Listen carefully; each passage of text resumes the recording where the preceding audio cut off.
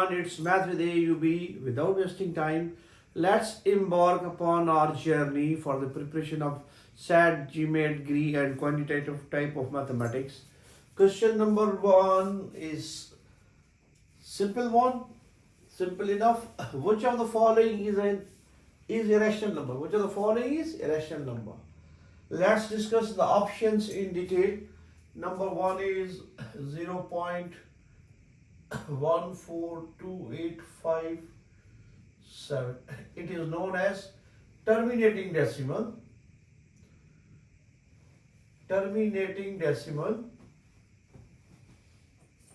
or finite decimal.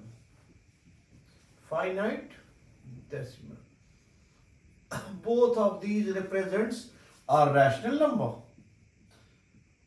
A rational number in decimal, how it has been hunted. Number 1 prerequisite for that, terminating decimal must be terminating, or finite. These are both the same names. And the second category is recurring decimal, though it is infinite but it is a rational number. Recurring or repeating decimal is also known as a rational number.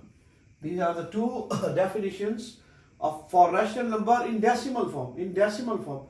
It must be limited, finite, terminating, finite. If it is not terminating, then it must be a recurring or repeating decimal. It is definition of rational number. So this is a rational number. Rational number is denoted by Q. If we take under root 7 square, option C, under root 7 square under root cancelled, it's a 7. It satisfies the definition of rational number. There is 1.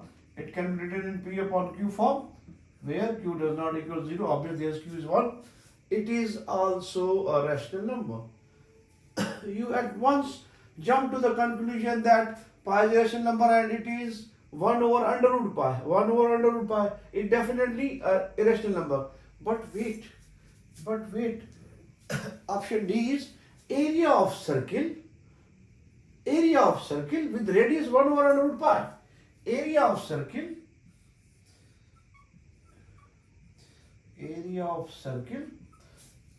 not given only 1 under root pi. He is asking about area of circle with radius 1 over under root pi. Radius equal to 1 over under root pi. Here area of circle is given by pi times r square. It's r pi. What is our r? 1 over under root pi square. Square of 1 is 1. Square of under root pi is only pi. Pi times 1 upon pi. Cancel out. It's 1.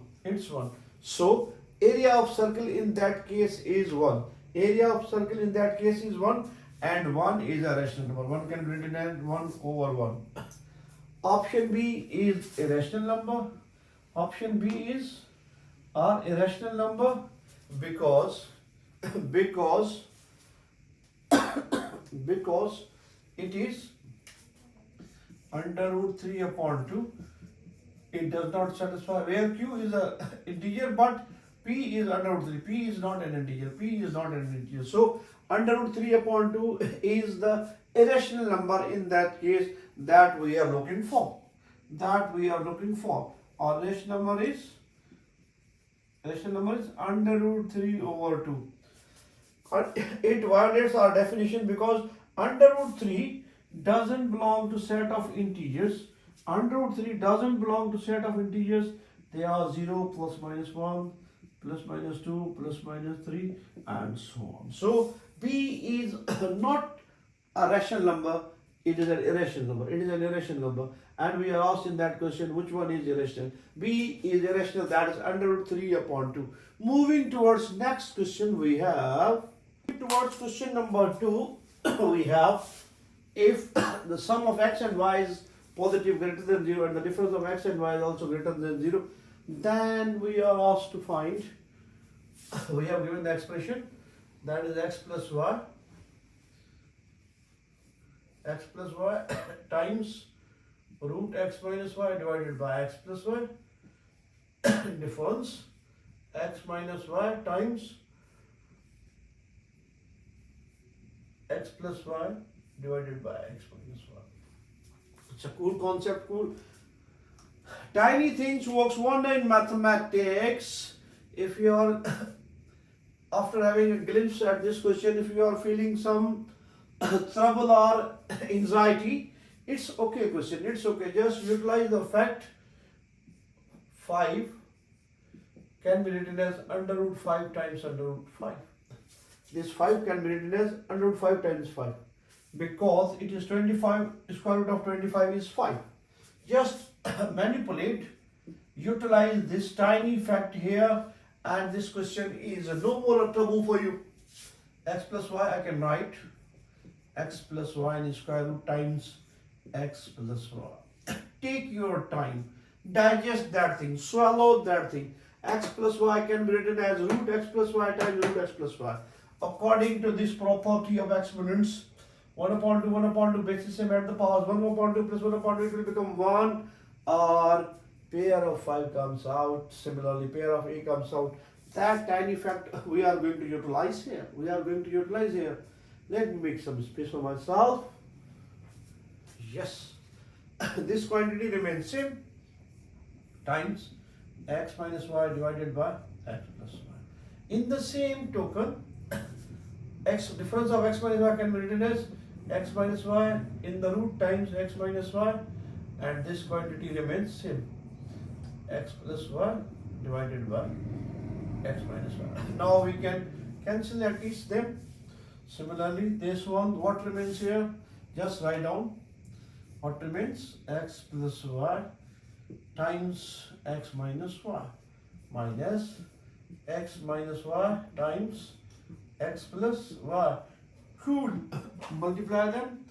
This is the difference between two square situation. It is tantamount x square minus y square. Similarly, this one as well, x square minus y square. It's a positive quantity and it's a negative quantity. So our answer is 0 in that case. Our answer is 0 in that case. Just utilize the fact a can also be written as square root a times square root a. This one can be written as this, a can be written in that fashion. Whatever suits you according to the situation, you have to apply. Here is x plus y, there is x plus y, but in denominator as well as in the root, I have taken the liberty of this concept and I have written x plus y as root x plus y times root x plus y. Similarly, x minus y power 1, I have written as root x minus y times root x minus y. These two brackets are cancelled. What is left? I have written x plus y times x minus y in square root. It's tantamount x square minus y square. Both the square roots are same. One is positive, other is negative, cancelled out. So 0 is my answer. Moving towards next question, we have next question. A factor type question it is. If a plus 3 times b is equal to 19 and the a square minus 9b square is equal to 90 minus negative 95. Negative 95, then we are asked to find the value of 6b minus 2a whole squared. What is given to us? a plus 3b is equal to 90. If means the given portion to be utilized later in order to arrive whatever we have to, where we have to arrive. And the second thing is a square minus 9b square is equal to negative 95. And we are asked to find 6 times b minus 2a whole squared. Good. If you have a little mathematics IQ, you can easily get a glimpse of this quantity present here, present in that, present in this a square minus 9b square. Factorize this out. A square, instead of 9 I can write 3 times b squared is equal to negative 95. Difference of 2 square, difference between 2 square, one bracket is positive without a square, other is negative, is equal to negative 95. We have given the value of a plus 3b, plug in here, it's equal to 19 times a minus 3b is equal to minus 95. dividing by 19, now shift 19 over there, dividing by 19, we have a minus, dividing by 19, we have negative 95 divided by 19, it's a minus 3b is equal to minus 5. A is equal to minus 5. Now we are asked to find the value of 6b minus 2a whole squared. We have given a minus 3b and we are asked to find the square root of 6b minus 2a, 6b minus 2a, 6b minus 2a. Look at the situation. Just tell me the situation. Let me make space for myself. Yes, we have 6 times b minus 2a whole squared. We have a value of a minus 3b. If I multiply 2 here or negative 2 here, I will get this quantity. Multiply by minus 2. We have minus 2.